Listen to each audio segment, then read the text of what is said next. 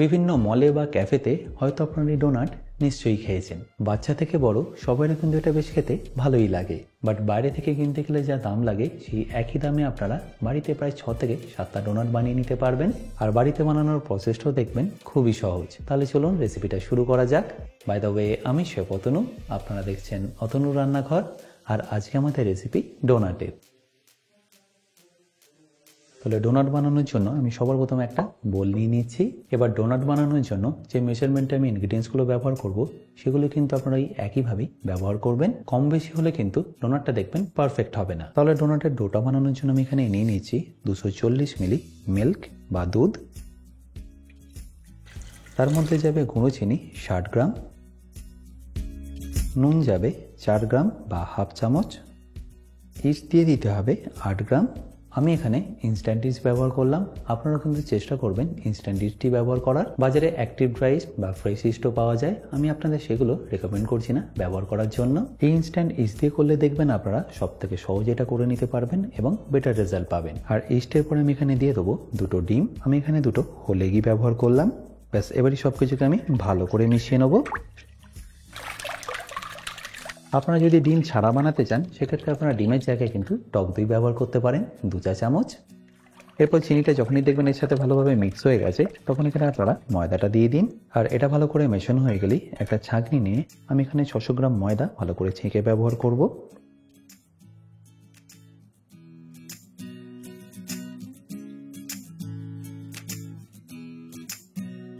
তারপর এটাকে ভালো করে ছেঁকে নিন।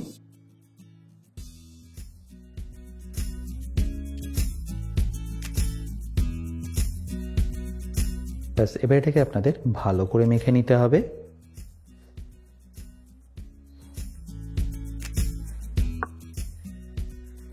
এইভাবে সব ইনগ্রিডিয়েন্ট মেজার করে দিলে দেখবেন এটা একদম পারফেক্টলি হবে।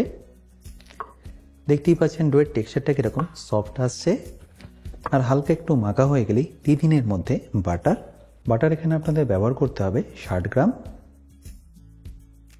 যেটা ডোয়ের সঙ্গে মিশিয়ে আপনাদের ভালো করে মেখে নিতে হবে।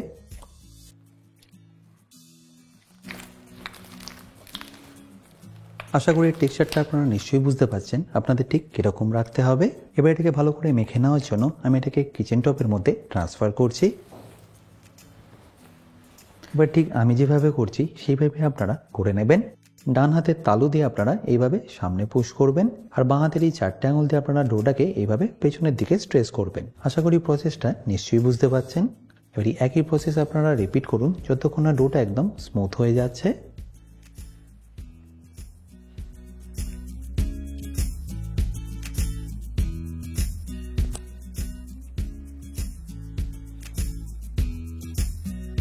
মোটামুটি 6 থেকে 8 মিনিট আপনাদের এটাকে ভালো করে মেখে নিতে হবে। আর ভালো করে মাখা হয়ে গেলে এরকম একটা গোল শেপ দিয়ে দিন। তারপর যে বোলটা রাখবেন তার মধ্যে অল্প একটু তেল স্প্রে করে নিন যাতে এটা ইজিলি উঠে যায়। তারপর এটাকে রেখে দিয়ে আপনারা ক্লিন র্যাপ চাপা দিয়ে রেখে দিন মিনিমাম 2 ঘন্টার জন্য। আর 2 ঘন্টা পরে দেখবেন এটা একদম পারফেক্টলি প্রুফ হয়ে যাবে বা ফার্মেন্ট হয়ে যাবে। চেষ্টা করবেন এটাকে কোনো গরম জায়গাতেই রেখে দেওয়ার, তাহলে দেখবেন এটা খুব তাড়াতাড়ি প্রুফ হয়ে যাবে। দেখুন 2 ঘন্টা পরে এটা কত ভালোভাবে ফুলে গেছে। যে সাইজটা ছিল তার থেকে কিন্তু এটা এখন ডবল হয়ে গেছে। তাই এবার এটাকে আমি খুলে নিচ্ছি। আর খুলে নেওয়ার পরে ডাইরেক্টলি আমি নিয়ে নিচ্ছি কিচেন টপের মধ্যে। এবার এর মধ্যে থেকে লেচি কাটার জন্য আমি এটাকে ছোট ছোট করে কেটে নেব।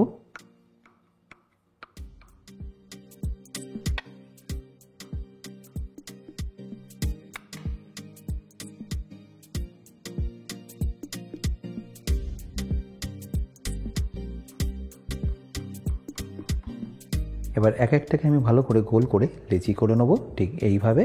আর তারপর মসৃণভাবে এইভাবে গোল করে নেব। এবারে একইভাবে আমি বাকিগুলো রেডি করে নিচ্ছি।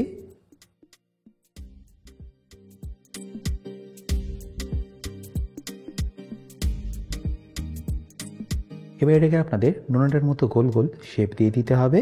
তার জন্য চাইলে আপনারা এটাকে হাত দিয়ে এইভাবে প্রেস করে নিতে পারেন, বা চাইলে এরকম একটা গ্লাসের পেছন দিয়ে কিন্তু আপনারা এটাকে শেপ দিয়ে দিতে পারেন ঠিক এইভাবে। খুব বেশি বড় করার দরকার নেই, এরকম শেপ হয়ে গেলে আপনারা এটাকে তুলে নিয়ে একটা ট্রের মধ্যে রেখে দিন।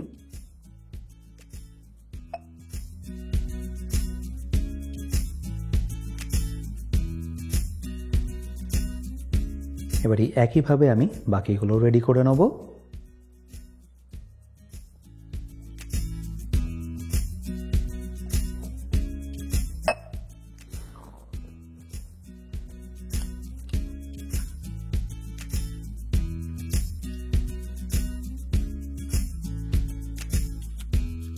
এইভাবে ডোনাটের শেপটা দেওয়ার পরে আপনাদের এটাকে ঢাকা দিয়ে রেখে দিতে হবে আরও 45 মিনিট মতো। 1 ঘন্টা পরে দেখুন এটা কত সুন্দরভাবে ফুলে গেছে, কতটা পারফেক্টলি ফার্মেন্ট হয়েছে। এবার এগুলোকে ফ্রাই করার জন্য দেখুন তেল আমি এখানে হালকা একটু গরম আগে থেকেই করে নিয়েছি। এবার আমি একে একে মাঝখানে হোল করে এটাকে আমি ফ্রাই করে নেব।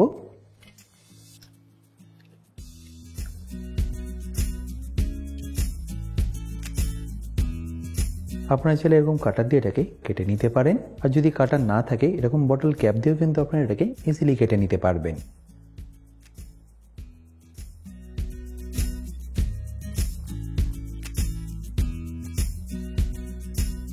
ব্যাস, এবার এটাকে তুলে নিয়ে ডাইরেক্টলি দিয়ে দিন তেলের মধ্যে। এই সময় তেলের টেম্পারেচারটা আপনারা কিন্তু একদমই লো রাখবেন। তারপরে একইভাবে আমি আরও একটা কেটে নিচ্ছি।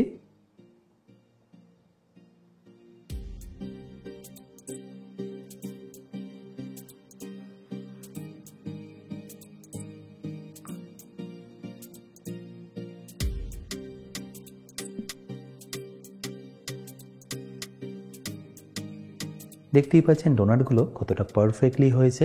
এবার দুদিকে কালার না আসা অবধি এটাকে ভালো করে ফ্রাই করে নিন।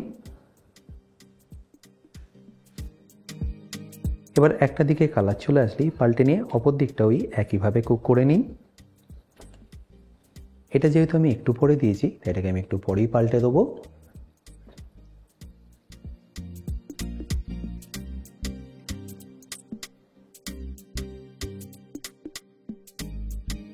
এবারে দুদিকটাই দেখুন একদম পারফেক্টলি কালার চলে এসছে।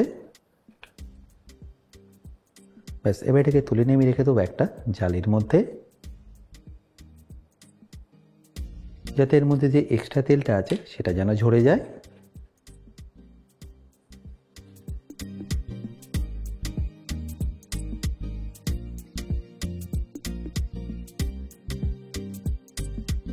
এবার একইভাবে আমি বাকিগুলো কুক করে নেব। আচ্ছা, এবার এগুলো গরম থাকতে থাকতে আপনাদেরকে ডাইরেক্টলি দিয়ে দিতে হবে কাস্টার্ড সুগারের মধ্যে। ডোনাট বেসিক্যালি কাস্টার্ড সুগারই কিন্তু কোট করা হয়। আপনারা যদি কাস্টার্ড সুগার দোকানে না পান, অ্যামাজনের লিঙ্ক আমি ডেসক্রিপশনে অলরেডি দিয়ে রেখেছি, আপনারা কিন্তু অ্যামাজন থেকে সেটা চাইলে ইজিলি কিনে নিতে পারেন।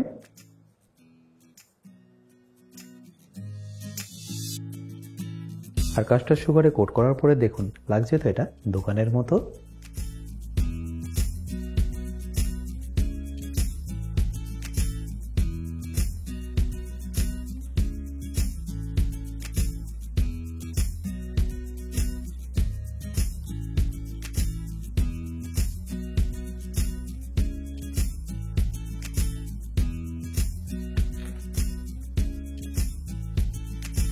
এবার একইভাবে আমি বাকিগুলো বানিয়ে নিচ্ছি।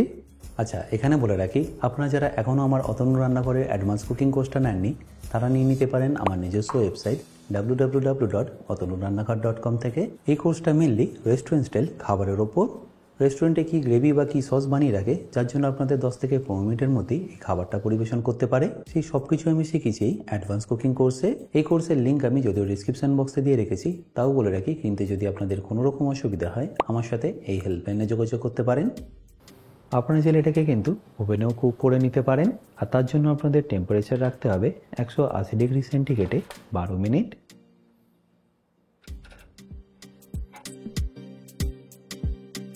এবার ডোনাটগুলোকে গ্লেজ করার জন্য আমি এখানে দুটো গ্লেজ বানিয়ে নিচ্ছি। তার মধ্যে প্রথম গ্লেজটা বানানোর জন্য আমি এখানে নিয়ে নিচ্ছি সুগার 3 চা চামচ। আমি এখানে সুগারটাকে একটু পাউডার করে নিয়েছি, তাহলে দেখবেন গ্লেজটা আপনাদের খুব তাড়াতাড়ি রেডি হয়ে যাবে।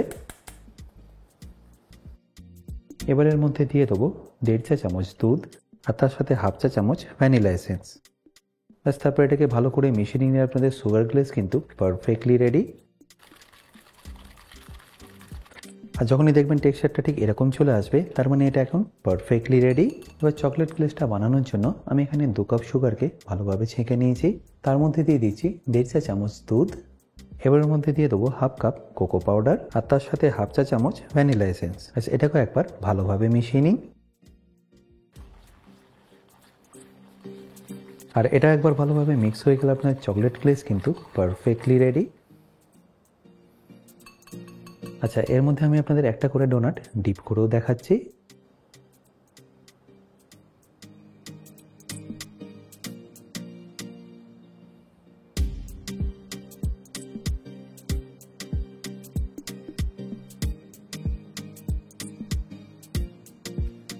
বাচ্চাদের ভালো লাগার জন্য আপনারা চাইলে এইভাবে এটাকে একটু গার্নিশও করতে পারেন।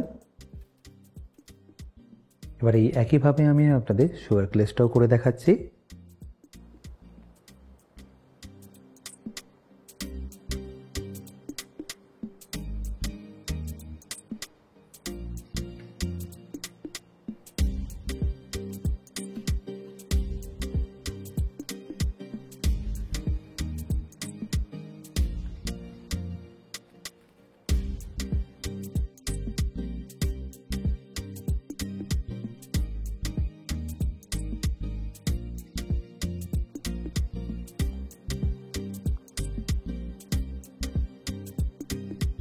আশা করি এই সহজ ডোনাট রেসিপিটা আপনাদের নিশ্চয়ই ভালো লেগেছে। আর যদি ভালো লেগে থাকে অতি অবশ্যই কিন্তু আমাকে কমেন্টে জানাতে ভুলবেন না। আশা করি দেখে নিশ্চয়ই বুঝতে পারছেন এটা ভেতর থেকে কতটা স্পঞ্জি হয়েছে। বাই দ্য ওয়ে, আমি শেফ অতনু, আপনারা দেখছিলেন অতনুর রান্নাঘর। দেখা হচ্ছে আপনাদের সাথে একটা নতুন রেসিপি নিয়ে নেক্সট এপিসোডে। ভালো থাকবেন, সুস্থ থাকবেন।